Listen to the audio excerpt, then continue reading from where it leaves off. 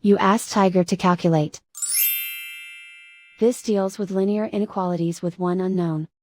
The final result is x greater than -9/2 greater than -41/2. Let's solve it step by step. Isolate the x. Divide both sides by 10.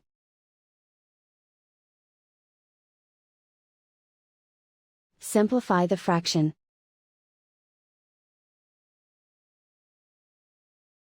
Find the greatest common factor of the numerator and denominator.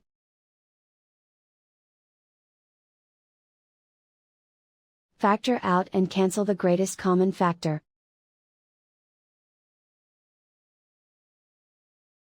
Plot the solution on a coordinate grid. And so the final result is x greater than -9/2 greater than -41/2.